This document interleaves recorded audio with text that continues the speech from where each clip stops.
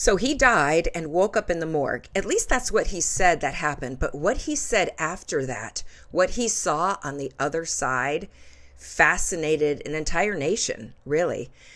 We're going to go over this case, and I think it's going to sound familiar to you in a minute. So comment below if you know who I'm talking about. But as I was researching this case, I did come across other incidences of people dying and waking up in the morgue, and it's all recent. This never used to be a thing. You know, more than 150 or 200 years ago, they used to tie a bell on someone's toe after they died, and they're laying in the morgue, and the person that would stay the night in the morgue to, keep an eye on the place, if they heard a little bell ring, they would have to run in there and see if the person was still alive. We don't do that today, but these modern cases of people waking up in the morgue, it's mind-blowing, and we're going to go over that. But first, let's go over this very famous NDE story, see if you know who I'm talking about. So yeah, he claimed in 1975 that he was struck by lightning and he was declared dead, and the next thing you know, he woke up in the morgue. According to him, he's now 74 years old, the lightning bolt that hit him was during a thunderstorm, sending thousands of volts into his body. And he described the experience extremely vividly and with so much depth and clarity. So he said the lightning bolt entered the side of his head and traveled down his spine and just threw him into the air. It left him paralyzed and burning, and even the nails of his shoes apparently welded to the floor. Of course, paramedics rushed him to the hospital. He was pronounced dead after flatlining.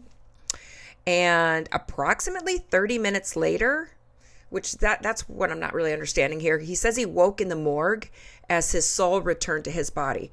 So I can tell you, working in the hospital, and again, this happened in 1975, so who am I to judge what happened then? Maybe there was no other patients in there.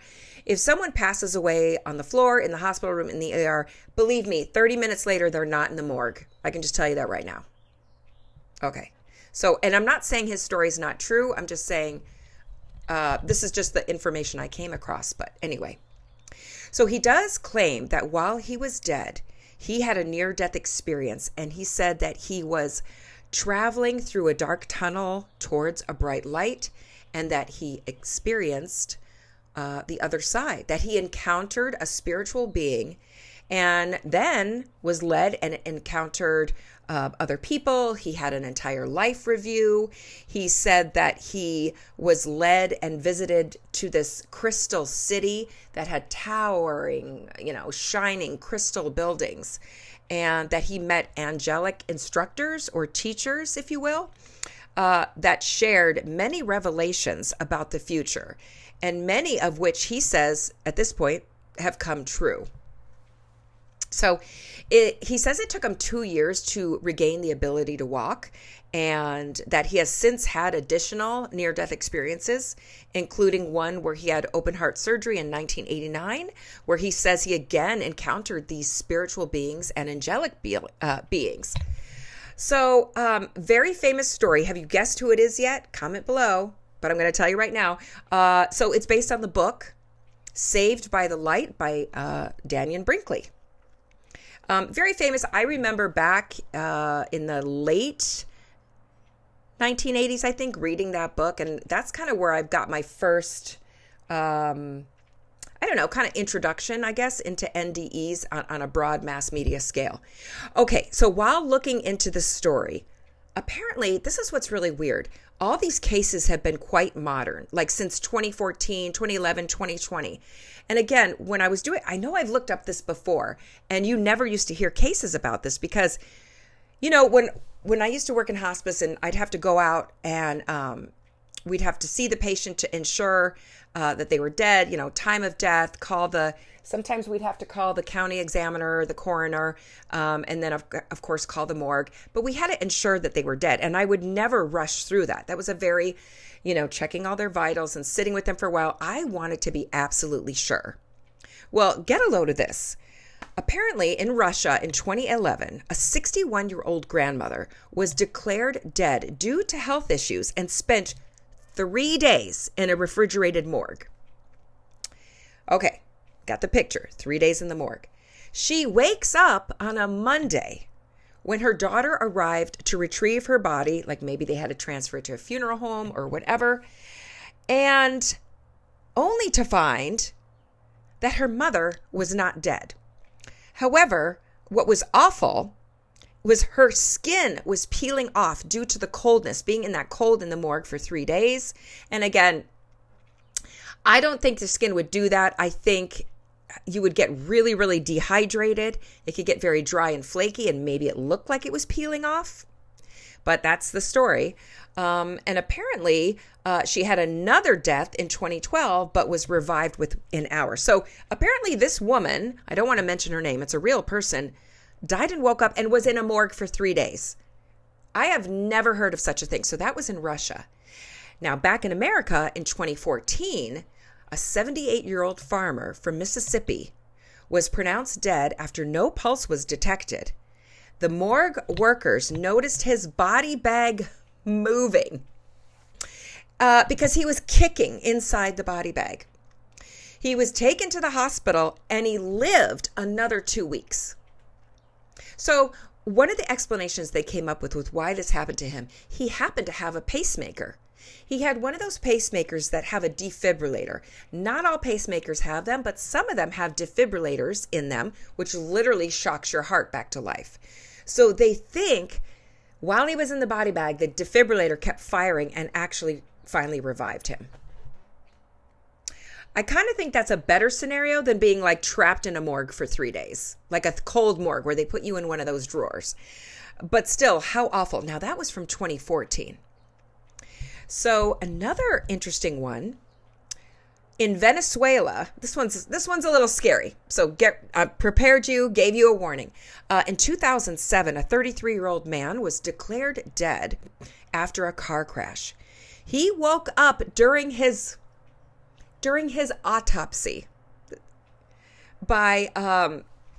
because examiners began to cut into his face, causing unbearable pain.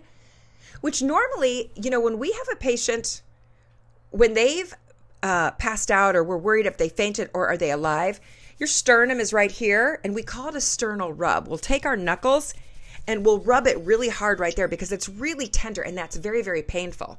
But apparently, maybe they didn't do that. They just started cutting into his face. He said the pain was so bad, that's what kind of woke him back up.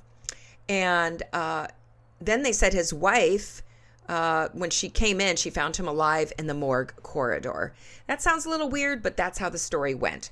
I thought that was terrible. Okay, so now we're going back to the east. Now we're in Poland in 2014. I don't know what's wrong with this part of the world, but listen to this. So a 91-year-old woman was declared dead, spent 11 hours in cold storage in the morgue. Morgue attendants noticed her body bag moving, and she was later revived. She was back to living, and they said she began to eat soup and pancakes once they got her into the hospital. What? Now, those of you that are like, oh my gosh, I can't even imagine. This was never a thing. This has never happened. And these are all really recent stories. So I don't know if it's because the internet and it's easier to get stories out there. But I have to tell you, when people are pronounced dead, usually the nurses see them, the doctor comes in and pronounces them dead. Sometimes a hospice nurse is coming to do it. And 99.9999 times, like, we're very, very careful in how we do that. We really ensure that the patient is dead. Now, if someone had a defibrillator pacemaker, I do think that's a possibility that they could be revived. However, usually right after, the patient's having a heart attack, say they've died, a code is called if they're in a hospital, or you're calling 911, paramedics come, CPR is being done, a defibrillator, all those things are done.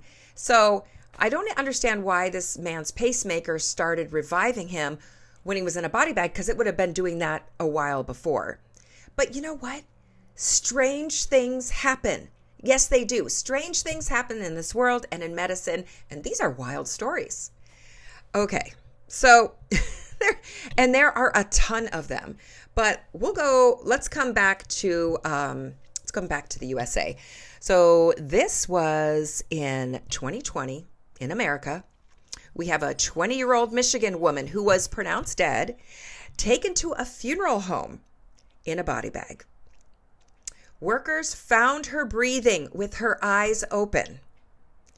She was taken to a hospital, but then, of course, later died from brain damage due to oxygen deprivation. So I don't know the full story. That's all I could find. I don't know if because she had oxygen deprivation because she was in a plastic or latex body bag that didn't have enough air and she literally suffocated in the bag. Was it due to if you're on extreme opioids and it puts you in such almost like a passed out state where you're in such a deep sleep and you're literally only breathing like once every 15 seconds. I mean, you're technically still alive, but it would appear if you're dead if someone's not doing like a thorough exam. And I tell you what, these cases highlight some medical misjudgments for sure. And apparently these are very true stories. And, you know, undetectable vital signs or rare physiologic states, they're very, very rare, but they can happen.